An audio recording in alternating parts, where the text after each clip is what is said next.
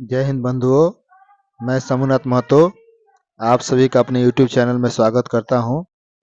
आज वर्ग 5 पर्यावरण और हम के संपूर्ण पाठों से संबंधित महत्वपूर्ण फैक्ट्स और नोट्स को नोट किए हैं। उसी से संबंधित यह नोट्स बनाए हैं। यदि आप सभी को अच्छा लगता है तो हमें कमेंट जरूर कीजिए। तो चलिए शुरू करते हैं। इसके पहले आप यदि हमारे चैनल पर नए हैं तो हमारे चैनल को सब्सक्राइब करें और बेल आइकन दबाना ना भूलें। तो चलिए शुरू करते हैं। पहला पाठ है और इसमें सबसे महत्वपूर्ण बात यह है कि प्रत्येक पाठ के साथ कुछ ऑब्जेक्टिव प्रश्न बनाए गए, वस्तुनिष्ठ प्रश्न बनाए गए हैं जो आगामी होने वाली सक्षमता परीक्षा में मददगार साबित हो सकते हैं। तो सबसे पहले है पहला पाठ, पटना से नाथुला की यात्रा।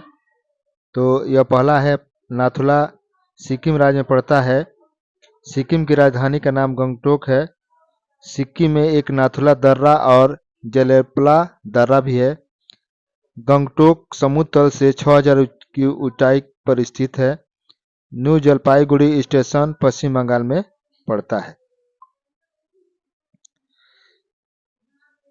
इसके बाद छठा है, दार्जिलिंग पश्चिम बंगाल का सुंदर पर्वतीय स्थल है। दार्जिलिंग में चाय के बागान, नेचुरल हिस्ट्री म्यूजियम, अजायब घर, लॉयल बोटेनिकल गार्डन और जूलॉजिकल है। टाइगर हिल पश्चिम बंगाल में पड़ता है। दार्जिलिंग में ही है। दार्जिलिंग पश्चिम बंगाल में ही है। दार्जिलिंग टाइगर हिल पर खड़े होकर बर्फ से ढकी कंचनजंगा की सतरंगी बदलती चोटियां देखना अद्भुत दृश्य होता है। कंचनजंगा सिक्किम और नेपाल की सीमा पर स्थित है। यहीं पर याक पाया जाता है जो लंबे बालों वाला पशु है। ठंडे प्रदेश में पाया जाता है। सिक्किम में भी यह पाया जाता है।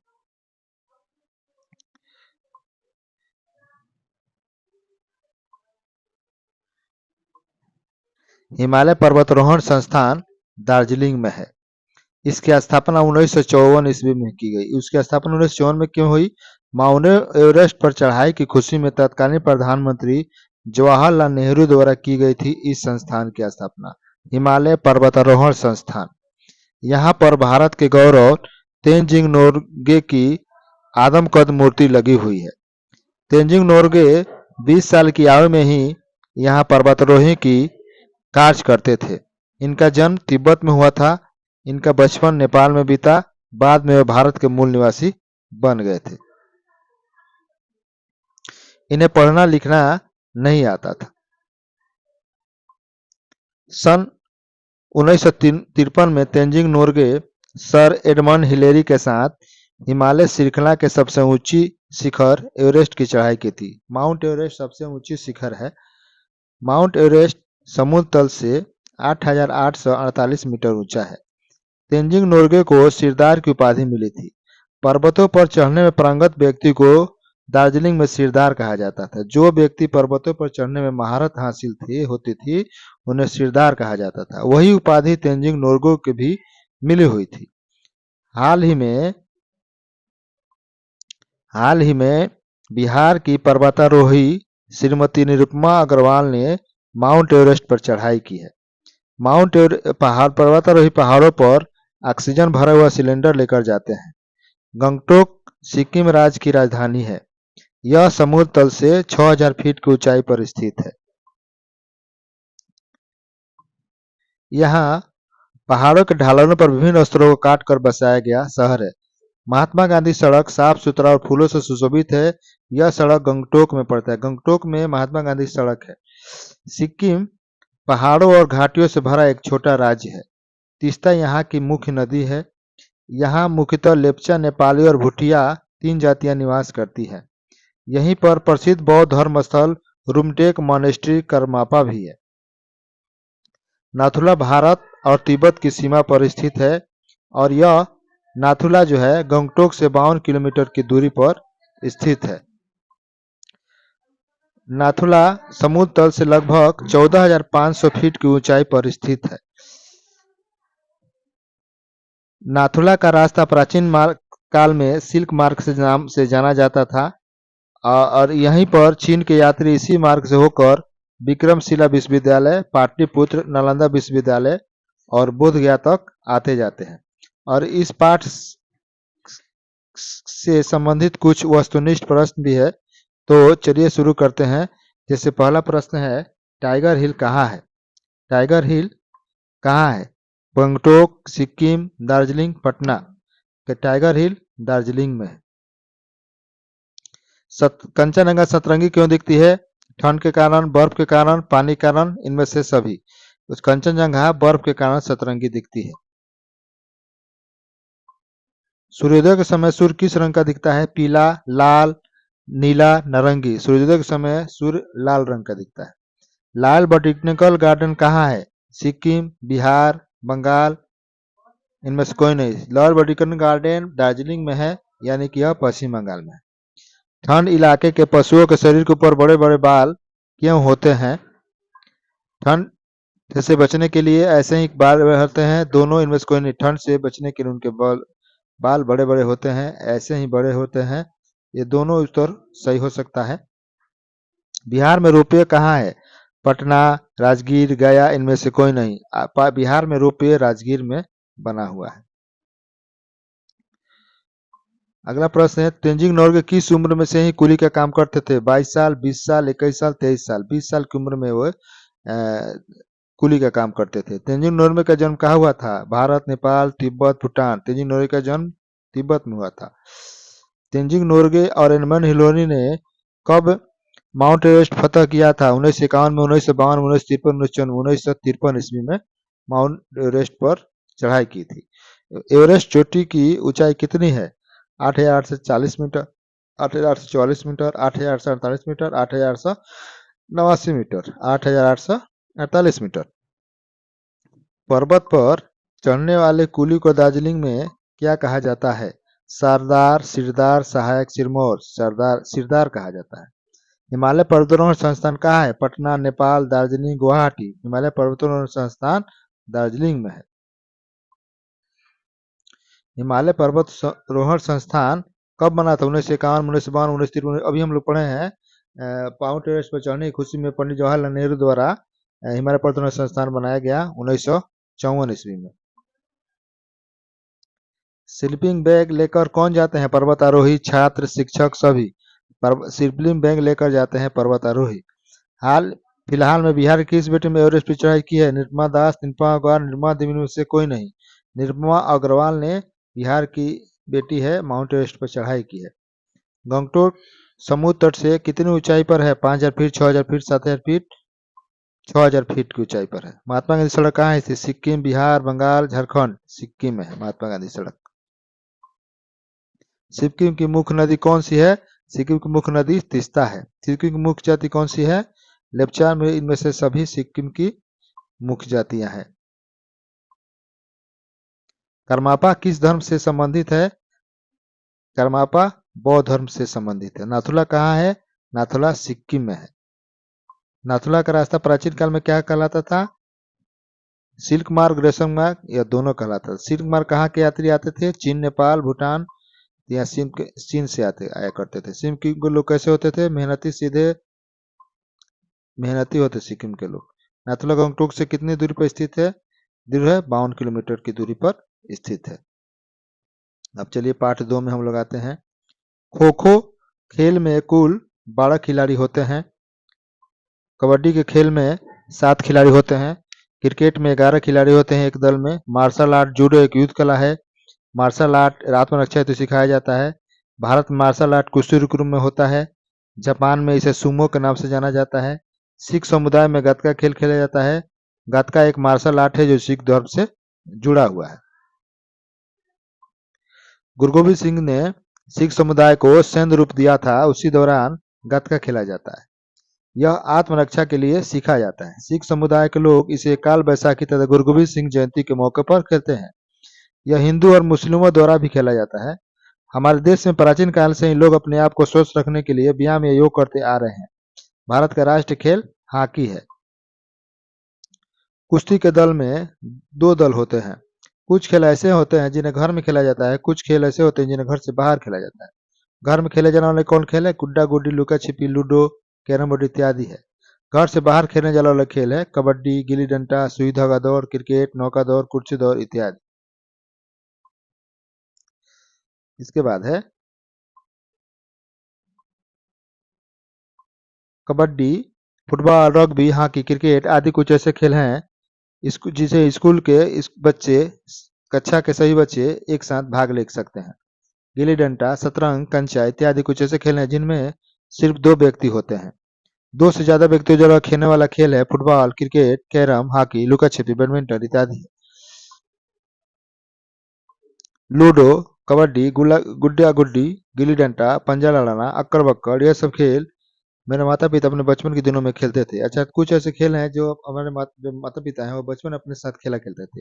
कुछ ऐसे खेल हैं जो वर्तमान में हमारे माता पिता पहले खेल चुके हैं, लेकिन अभी वर्तमान में नया खेल आ चुका है जिसे नहीं खेले हैं। जैसे प्रश्न, इन सभी खेलों में कौन अच्छा खेल? खो खो बहुत अच्छा लगता है। कुछ ऐसे खेल हैं वही बताए थे, जैसे basketball, PUBG, free fire, sudoku, शतरंज इत्यादि सब खेल है जो बचपन में हमारे माता पिता नहीं खेलते थे, अभी वर्तमान में इसे खेला जाता है। अब पाठ में इतने ही महत्वपूर्ण प्रश्न थे, और चलिए अब इससे संबंधित हम नोट्स प्रश्न, वस्तुनिष्ठ प्रश्न है। भारत का राष्ट्रीय खेल है, क्या हो सकता है भारत का राष्ट्रीय खेल? भारत का राष्ट्रीय खेल हॉकी है। कुश्ती दल में कितने दल होते हैं? कुश्ती में 2 दल होते हैं। क्रिकेट में कितने खिलाड़ी एक टीम में होते हैं? 11 खिलाड़ी होते हैं। इनमें से कौन घर के अंदर खेले जाने वाला खेल है? कैरम बोर्ड, लूडो, लुका छिपी, इनमें से सभी। इनमें से कौन घर के बाहर खेले जाने वाला खेल है? क्रिकेट, लूडो, दोनों, इनमें से कोई नहीं, क्रिकेट ही है। फुटबॉल खेला जाता है हाथ से, पैर से, दोनों से, इनमें से कोई नहीं, पैर से खेला जाता है। गिल्ली डंडा कहाँ खेला जाता है?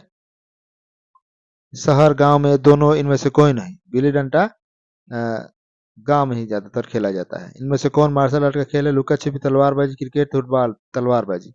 कबड्डी से संबंधित है run, goal, raid, wide, raid. Martial art है युद्ध कला, खेल कला, आनंद कला, इनमें से कोई नहीं, युद्ध कला है मार्शल आर्ट। गतका है मार्शल आर्ट, लेखनी आर्ट, दोनों, इनमें से कोई नहीं, मार्शल आर्ट है। गतका किस धर्म से संबंधित है? हिंदू, इस्लाम, सिख, ईसाई। गतका जो है सिख धर्म से संबंधित है। गतका सिख समुदाय से संबंधित है,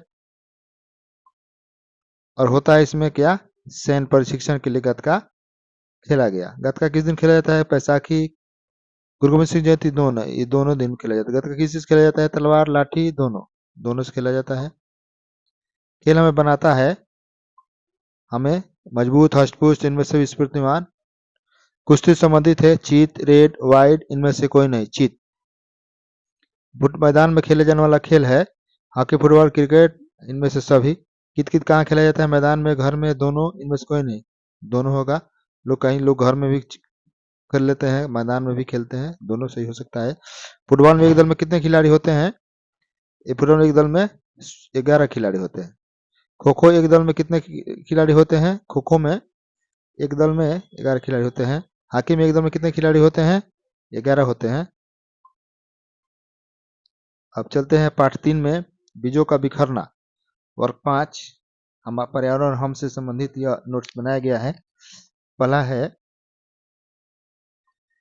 जैन धर्म के 24वें तीर्थंकर का नाम वर्धमान महावीर। ये जब इस नोट्स आप देख रहे हैं, ये सभी ये नोट्स जो है यह किताब से ही नोट्स किया गया है। किताब में जो महत्वपूर्ण नोट्स दिया हुआ था उसी को नोट करके बनाया गया है।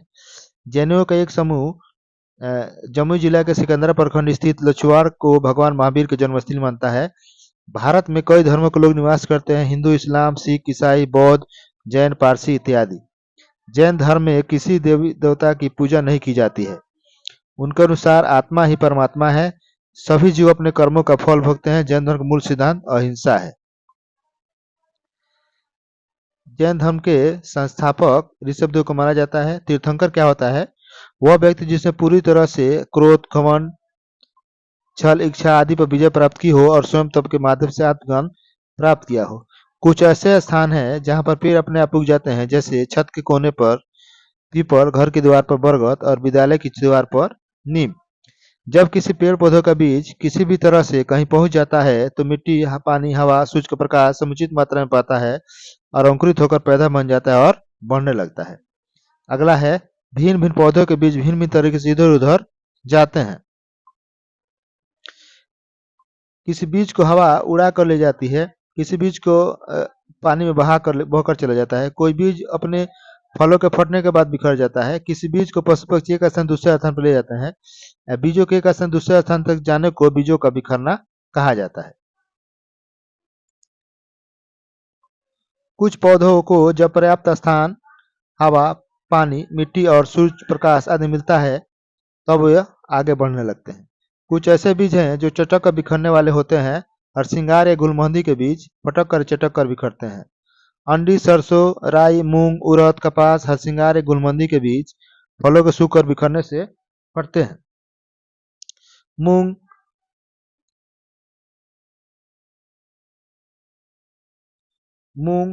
उड़द, सरसों, राई तथा अंडी के पौधे हैं जिनके सूखे फल हाथ से सटते ही फट जाते हैं और उनके बीज बिखर जाते हैं। कुछ बीज हल्के होते हैं, उनके चारों तरफ रोए होते हैं, पंख की तरह पतली झिल्ली होती है, हवा में उड़कर दूर दूर तक पहुंच जाते हैं। जैसे अकवन और पलास, कपास के बीज इसके उदाहरण है। ये उड़ उड़ करके एक जगह से दूसरी जगह भी चले जाते हैं। कुछ पौधों के फल पानी में तैरकर एक स्थान से दूसरे स्थान तक चले जाते हैं। ऐसे फल हल्के एवं पानी में तैरने वाले होते हैं, जैसे नारियल, कमल एवं कुमुदनी पौधों के बीज फल के सड़ गल जाने से बीज बिखर जाते हैं, स्वतः उग जाते हैं। पानी फर, जलकुंभी, कर्मी, भेंट का फूल इत्यादि पानी के पौधे के बीज हैं जो पानी में नहीं डूबते हैं। गोखरू की तरह कांटेदार या बीज या कुछ घास के बीज जो पशुओं के शरीर से चिपक कर एक स्थान दूसरे स्थान पर चले जाते हैं। पीपल, बरगद, अमरूद, लसोड़ा के बीज चिपचिपे होते हैं। जब पक्षी इनके फलों को खाते हैं तब ये बीज उनकी चोंच पर चिपक जाते हैं। पक्षी जब किसी अन्य स्थान पर जाकर चोंच से बीज को छुड़ाते हैं तो यह बीज को नई जगह पर पहुंच जाते हैं। जैसे देखा होगा आपने, पीपल, बरगद, अमरूद का होता है, जब पक्षी उसको खाते हैं तो उसके जो बीज होते हैं उनके चोंच में सट जाते हैं, चिपक जाते हैं, और वो जहाँ पर चोंच को रगड़ते हैं वहीं पर वह बीज धीरे धीरे नई जगह पर वह पहुंच जाते हैं। प्रकृति भी बीजों को बिखरने में मदद करती है। इस पाठ से संबंधित भी कुछ वस्तुनिष्ठ प्रश्न बनाए गए हैं। जैसे जैन धर्म के 24 तीर्थंकर कौन थे? भगवान महावीर। भगवान महावीर का मंदिर कहाँ है? भगवान महावीर मंदिर, भगवान वर्तमान का जन्म कहाँ स्थित ये होना चाहिए, तो यह वैशाली होना चाहिए। भगवान महावीर मंदिर जम्मू के किस जिला में स्थित है? भगवान महावीर जम्मू के किस जिला में स्थित है? यह प्रश्न गलत लिखा गया है, यह सिकंदरा में होगा। भगवान महावीर किस धर्म से संबंधित है? तो यह जैन धर्म से संबंधित है। दीवारों पर पेड़ किस कारण उग जाते हैं? चिड़ियों द्वारा उड़कर। दोनों इनमें से दो सही होगा। एक जगह से दूसरी जगह बीजों का पहुंचना क्या कहलाता है? बिखरना, भागना। दोनों इसको कहते बिखरना कहते हैं। इनमें से कौन सा बीज है जो हवा में उड़ता है? कपास, अरंडी, इनमें से सरसों का, इनमें सभी। कपास का बीज जो है जो हवा में उड़ता है। इनमें से कौन सा बीज है जो पानी में तैरकर बिखरता है? कमल, कुमुदनी। दोनों इनमें से कोई नहीं। जैसे कमल का है, ये दोनों हो सही है, कमल और कुमुदनी। इनमें से कौन सा बीज है जो जानवरों से चिपकते हैं? कमल, अरंडी, गोखरू। ये गोखरू का जो बीज है। इनमें से कौन सा बीज पक्षियों द्वारा बिखरता है? पीपल, बरगद। इनमें से सभी। बीज द्वार पर कैसे पहुंचता है? चिड़ियों द्वारा, जानवरों द्वारा। दोनों। बीज द्वार पर पहुंचते हैं चिड़ियों द्वारा, पक्षियों द्वारा बीज द्वार पर पहुंच जाते हैं। इनमें से कौन सा बीज पानी में तैरने वाला बीज है? कमल, गेहूं, मक्का। इनमें से कोई नहीं। कमल का बीज पानी में तैरता है। इनमें से कौन सा बीज भारी होता है? धान, गेहूं। दोनों। धान और गेहूं का बीज भारी होता है। लसोरा क्या है? बीज फल। इनमें से कोई नहीं। बीज पक्षी बीज को एक जगह से दूसरी जगह कैसे पहुंचाते हैं? चोंच से, बीट से, दोनों से। ये दोनों सही होगा। पानी में तैरने वाला कौन सा बीज है? नारियल, जलकुंभी, कमल। इनमें ये सही, सभी सही होगा। अगला पाठ है मेरा बगीचा। तितलियों की 17 प्रजातियां होती हैं, पक्षियों की 87 प्रजातियां होती है। घास वाले बगीचे में अलग अलग पौधे देखने को मिलते हैं। अलग अलग किस्म के पौधे देखने का यह कारण है कि यहाँ अनेक पशु पक्षी आते हैं जो दूसरे जगहों से बीजों को लाते हैं। पक्षी फल के खाए गए बीजों को मल द्वारा बाहर निकाल देते हैं। यही बीज अनुकूल मौसम में अंकुरित होकर पौधे बन जाते हैं। इसी कारण घास वाले बगीचों में अलग अलग पौधे मिलते हैं। हर्बेरियम क्या है? हर्बेरियम वनस्पतियों के संग्रहालय को कहा जाता है। इस संग्रहालय में सूखे पत्ते, फूल इत्यादि को जमा किया जाता है। उसके बारे में नीचे ज्ञानवर्धक बातें लिखी रहती है। हर्बेरियम बनाने के लिए सबसे पहले पौधों को अखबार के मोड़ के अंदर रखना होता है। फिर अखबार के ऊपर कुछ वजन रखकर कुछ देने के लिए छोड़, जैसे किसी भी चीज का हर्बेरियम बनाना पौधों का, तो उसके पौधों को इकट्ठा किया जाता है, फिर उसको पेपर में रखा जाता है। पेपर को फिर उसके ऊपर ईंट से या कुछ वजनदार चीजों से वजनदार चीजें रख करके छोड़ दिया जाता है। कुछ पौधे सूखते हैं मगर सिकुड़ते नहीं है, फिर इसका एक एल्बम बना लिया जाता है। जलकुंभी का जो पौधा होता है, पत्ता उसका चौड़ा होता है, उसके पत्तों में हवा भरा रहता है, पत्ती फूला हुआ रहता है। यही मदद करते उसे जल के ऊपर तैरने में, नहीं तो वह डूब जाते। जो पत्ता होता है वह हवा भरा रहने का वो जल के ऊपर तैरते रहता है। कैक्टस का तना मोटा होता है, उसके तने में पानी भरा रहता है, जो उसे रेगिस्तान में ज्यादा समय तक जीवित रहने में मदद करता है।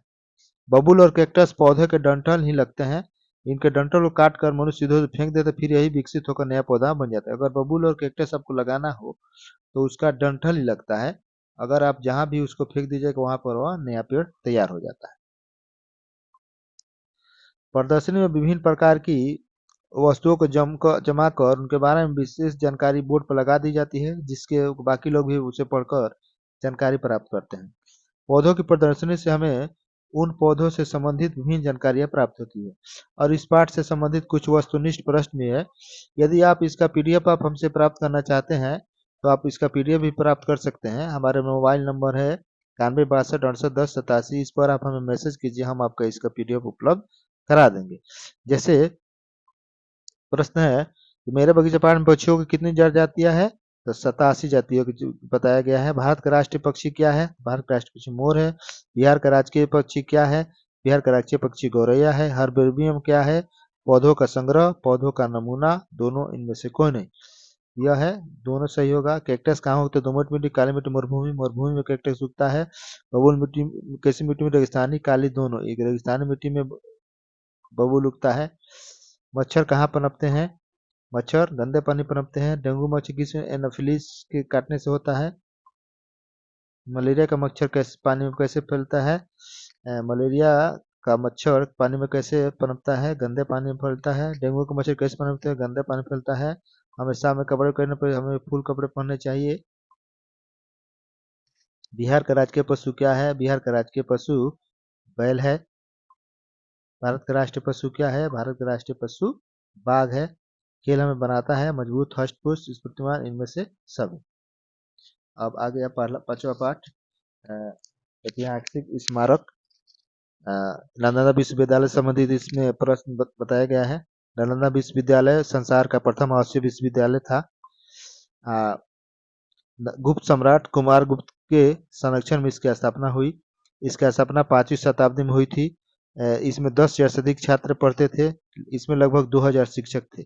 यहाँ पर कोरिया, चीन, जापान, तिब्बत, इंडोनेशिया तथा तुर्की आदि देशों से लोग पढ़ने के लिए और पढ़ाने के लिए भी आते थे। 8वीं से 12वीं शताब्दी के बीच में इसका उत्कर्ष काल था। चीनी यात्री ह्वेनसांग यहाँ कर पढ़े थे तथा पढ़ाए भी थे। 12वीं सदी के अंत तक इस विश्व प्रसिद्ध केंद्र का अंत हो गया। इस विश्वविद्यालय में का भवन प्राचीन कला का बेहतरीन नमूना था। इसमें कुल 8 प्रांगण थे। इसमें कुल 10 मंदिर थे। पुस्तकालय क्षेत्र धर्मगंज कहलाता था। पुस्तकालय 9वीं मंजिल पर इमारत में स्थित था।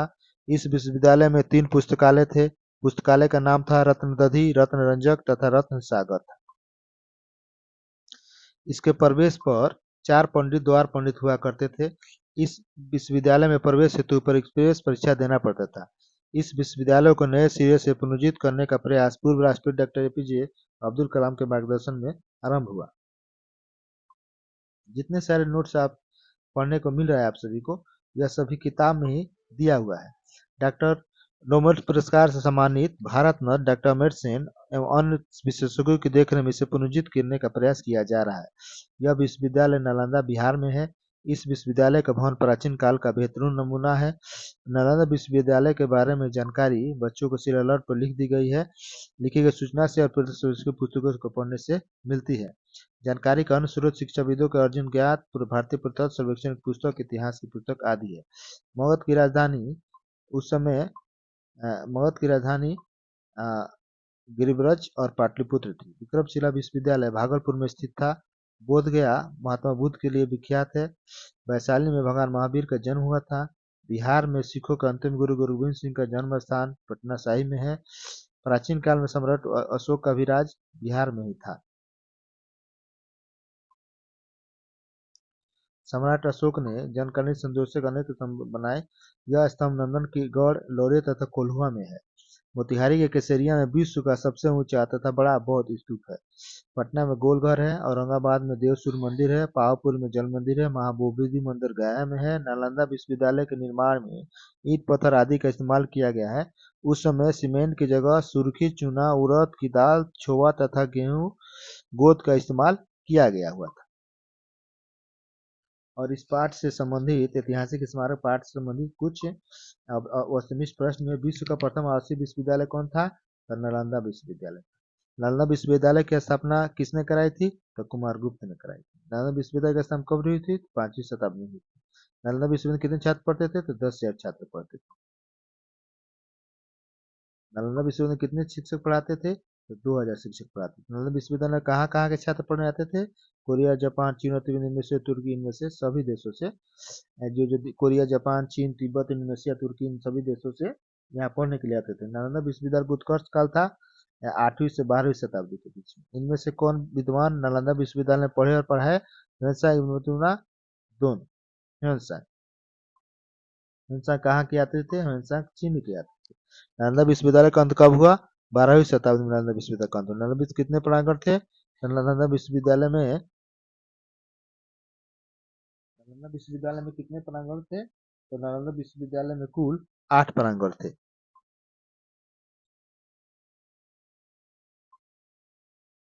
नालंदा विश्वविद्यालय में कितने मंदिर थे? तो नालंदा विश्वविद्यालय में कुल 10 मंदिर थे। नालंदा विश्वविद्यालय का पुस्तकालय क्षेत्र कहलाता था धर्मगंज क्षेत्र। पुस्तकालय में कौन सी मंजिल? 9वीं मंजिल पर स्थित था। नालंदा विश्वविद्यालय में कितने पुस्तकालय थे? नालंदा विश्वविद्यालय 3 पुस्तकालय थे। नालंदा विश्वविद्यालय के मंदिर कितने पंडित रहा करते थे? तो 4 पंडित रहा करते थे। नालंदा विश्वविद्यालय को प्रतिनिधित्व करने के किसका प्रयास हो रहा है? अब्दुल कलाम का प्रयास से। किस विशेषज्ञों के द्वारा विश्व प्रिंट करता? डॉक्टर अमर सेन भी उनमें है। मगध की राजधानी उस समय कहाँ थी? पाटलिपुत्र, गिरिब्रज दोनों जगह पर थी। विक्रमशिला विश्वविद्यालय कहाँ पर स्थित है? तो भागलपुर में है। सूर्योदय मंदिर कहाँ स्थित है? तो औरंगाबाद में स्थित है। भगवान महावीर का जन्म स्थल कहाँ है? भगवान महावीर का जन्म स्थल वैशाली है। बिहार में जल मंदिर कहाँ है? तो बिहार में जल मंदिर पावापुरी में है। अगला पाठ लेते हैं हम लोग। सिंचाई के साधन। धान के बीज वर्षा के मौसम में बोए जाते हैं। धान, जूट, कपास इत्यादि फसल को ज्यादा पानी चाहिए, यह जून जुलाई में बोया जाता है। चना, जौ, गेहूं इत्यादि को कम पानी चाहिए, अक्टूबर नवंबर में बोया जाता है। बारिश के अलावा इन फसलों को पानी नहरों, तालाबों, नदियों, कुआं, झरना, नलकूप तथा पंप सेटों से प्राप्त होता है। विभिन्न अंतराल पर खेतों को विभिन्न साधनों की सहायता से पानी उपलब्ध कराना सिंचाई कहलाता है। गांव में सिंचाई के निम्नलिखित साधन है: नहर, तालाब, नलकूप, कुआं, पंप सेट है। कुछ सिंचाई के साधन ऐसे हैं जो परंपरागत है, जैसे नदियों से, तालाबों से, कुओं से। सिंचाई के अन्य आधुनिक साधनों में साधनों का नाम है टपक इरिगेशन विधि, स्प्रिंकलर इरिगेशन विधि, रिंग बेसिन इरिगेशन विधि, बाढ़ इरिगेशन विधि। इस पाठ से इतने ही था प्रश्न। अब जैसे प्रश्न इसमें वस्तुनिष्ठ प्रश्न भी है, जैसे धान कौन सा फसल है? तो धान यह खरीफ फसल है। पानी फसल में पानी देना कहलाता है सिंचाई कहलाता है। जमीन में दरार पड़ना किस चीज को उदाहरण है? नमी की अधिकता, नमी की कमी। नमी ठीक ठाक है, नमी की कमी का कारण जमीन में दरार पड़ जाता है। जमीन में पानी की पूर्ति कहलाता है। जमीन में पानी की पूर्ति होती है सिंचाई से, पानी पटाने से, वर्षा से। इनमें से कोई नहीं। वर्षा से पानी की पूर्ति होती है। इनमें से किस पौधे को अधिक पानी की जरूरत होती है?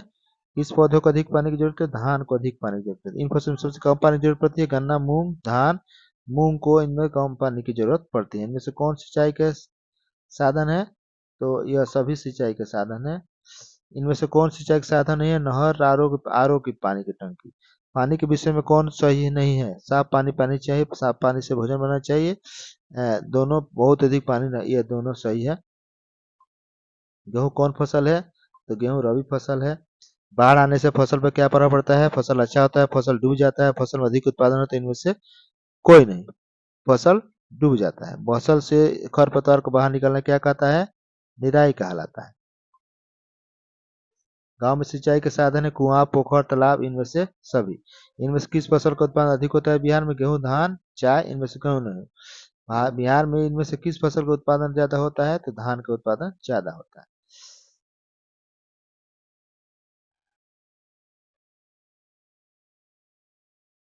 अगला पाठ है पर्यावरण। हम जितना खाओ उतना पकाओ। हमें हमेशा ताजे भोजन करना चाहिए।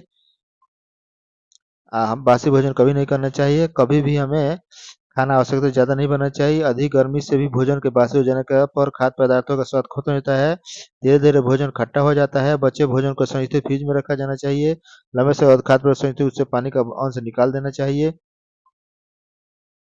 कुछ खाद्य पदार्थों को 2-3 दिन तक रखने पर उसमें अनेक परिवर्तन हो जाता है। जैसे दाल है तो उसका रंग भूरा हो जाता है और उसमें दुर्गंध आने लगता है। सब्जी है उसका रंग परिवर्तित हो जाता है, उससे भी दुर्गंध आने लगती है। रोटी है उसका रंग परिवर्तित हो जाता है और उससे भी बदबू आने लगता है। चावल उसका भी रंग परिवर्तित हो जाता है, उससे भी दुर्गंध आने लगता है। पाव रोटी उसका भी रंग परिवर्तित होता है, उससे भी दुर्गंध आने लगता है।